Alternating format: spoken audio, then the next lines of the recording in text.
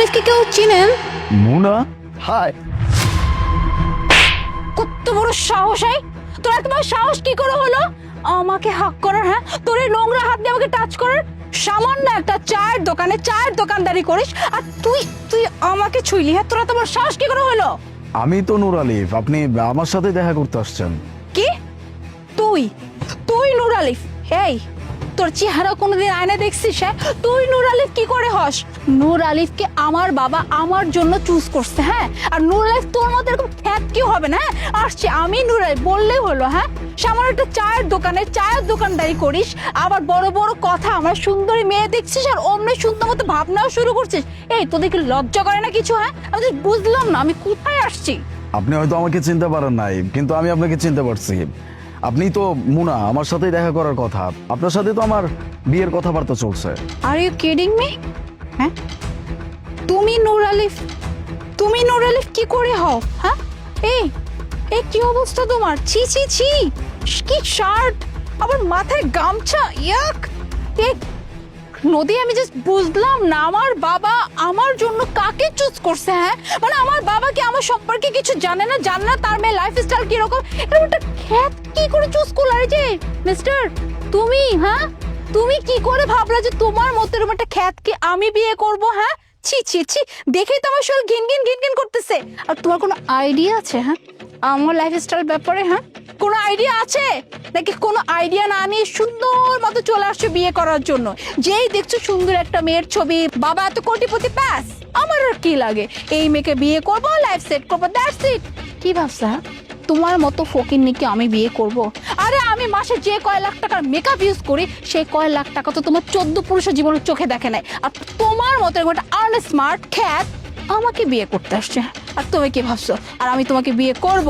মানে আমি কি পাগল হয়ে গেছি নাকি তোমাকে বিয়ে করে আমি আমার লাইফটা ডিস্ট্রয় করব? আপনি এখানে যোগ্যতার কথা বলতেছেন কেন? যোগ্যতার কি আছে? আমি গরিব মানুষ, তো কি এমন হয়েছে? আপনার বাবা আমাকে বলছে আপনার সাথে দেখা করতে, এজন্য দেখা করতে আসছি। আমরা একসাথে বসি, কথাবার্তা বলি, তারপরে না একজন আরেকজনকে চিনবো। যদি আমরা একজন আরেকজনকে না চিনি তাহলে সারা জীবন কিভাবে পার করবো? কি বললা তুমি? হ্যাঁ, বা তোমার সাথে এখন বসে আমি কথা বলবো? হ্যাঁ, মানে এটা তোমার কাছে মনে হলো? আরে তোমার মতো ছেলেকে না কোনো মেয়ে তার ঘরের কাজের লোক হিসেবেও রাখবে না। আসছে আবার ওনার সাথে নাকি আমার বসতে হবে, কথা বলতে হবে, বুঝতে হবে। এই, নিজের চেহারা আয়নায় দেখছো? হ্যাঁ, নিজের চেহারাটা আয়নায় যদি দেখতে তাহলে আমার সাথে কথা বলার তুমি দুঃসাহসও করতে না। কেন?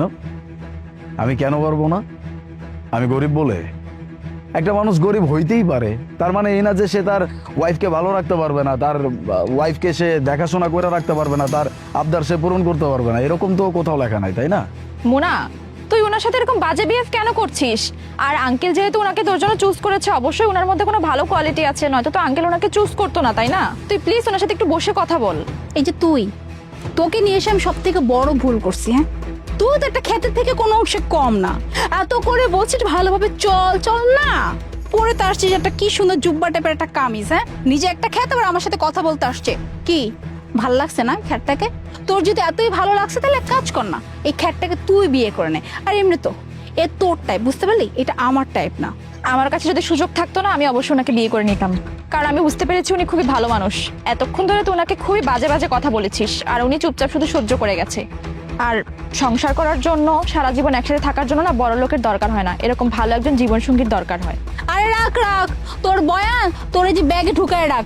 আসছে আমাকে বয়ান দিতে। শোন, ওই যে ভালো মানুষ, ভালো ব্যবহার, এগুলো দেখে পূজা করব? হ্যাঁ, আমি পূজা করার মতো মেয়ে না, ঠিক আছে?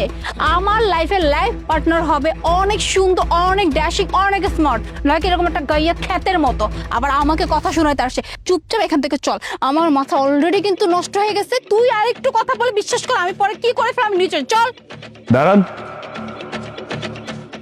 এই, আবার কি কি বলবি আবার? আপনাকে না, ওনাকে দাঁড়াইতে বলছি। জি বলুন। দেখুন, আপনি তো সবকিছু এখানে শুনলেনই। আমি একজন গরিব মানুষ, এরপরও আপনি আমার সাইড নিয়ে কথা বলছেন শুধুমাত্র এইটার জন্য যে আমার ব্যবহার আপনার কাছে ভালো লাগছে। আচ্ছা, আমি যদি আপনার সাথে ডেটে যেতে চাই, আপনি কি আমার সাথে ডেটে যাবেন? ডেটে? হ্যাঁ, যাব। কথা আছে না, রতনে রতন চেনে, ঠিক একদম পুরা পারফেক্ট জুটি। দুইটা খ্যাত মিলছে। যা যা যা, কি তোকে কি বললো? তোকে নাকি ডেটে নিয়ে যাবে? হাহ, আর আমি খুব ভালো করে জানি এই ছোট লোক ফকিন্নির বাচ্চা তোকে কোথায় বা নিয়ে যাবে। সর্বোচ্চ গেলে ওই রাস্তার মুখে যে টঙের দোকান থাকে ওই টঙের দোকানে নিয়ে যাবে, তো এক কাপ চা খাওয়ার জন্য। কারণ এক কাপ চার বিল দেওয়ার মুড়ো তো আছে কিনা সেটাও না আমার কাছে সন্দেহ মনে হইতেছে। তো যা যা যা যা গিয়ে ডেট কর যা। আপন, স্যার এক কাজ করো, এই সিটিতে সব থেকে দামি আর সব থেকে লাক্সারিয়াস যে রেস্টুরেন্ট সেটা বুক করো। আমি ওনাকে নিয়ে সেখানেই যাব। আমরা ওখানে একসাথে বসবো, কথা বলবো, বাকি সবকিছু ওখানেই ডিসাইড হবে।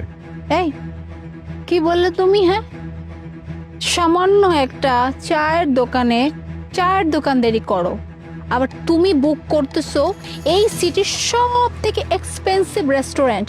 কি কিছু খেয়েছো নাকি? হ্যাঁ, নাকি আমার সামনে ভাব দেখাচ্ছ? কোনটা?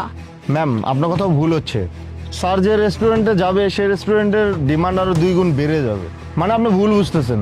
কি বললেন এই চায়ের দোকান? চায়ের দোকান তো স্যারের না, চায়ের দোকান হচ্ছে ছোটনের। ও এই পাশে গেছে একটু। আর স্যারকে জানেন, আপনি এইদিকে তাকান। আপনার চোখের সামনে যতগুলো বিল্ডিং দেখবেন বা যতগুলো জায়গা দেখবেন, আপনার চোখ যত দূর যাবে এই সব কিছুর ওনার হচ্ছে আলিফ স্যার। আর আপনার এমনটা ভাবা স্বাভাবিক, কারণ আমিও স্যারকে বলছিলাম যে একটা মেয়ের সাথে দেখা করতে যাচ্ছেন একটা চায়ের দোকানে। স্যার বললো যে চলো, তাহলে বুঝতে পারবা। সো আমার চোখের সামনে এত কিছু হওয়ার পর আমি এখন বুঝতে পারলাম যে স্যার কেন চায়ের দোকানে দেখা করতে আসছে। সো বেয়াদবি করবেন না, সম্মান দিয়ে কথা বলবেন, ঠিক আছে? কি মানে কি বলতেছো? মানে এই সব কিছু তোমার, মানে তুমি এত রিচ? অ্যাকচুয়ালি আমি না বুঝতে পারি নাই। দেখো, আমি যা কিছু এতক্ষণ বলছি প্লিজ আমাকে মাফ করে দাও। আপনার আর কিছু বলতে হবে না।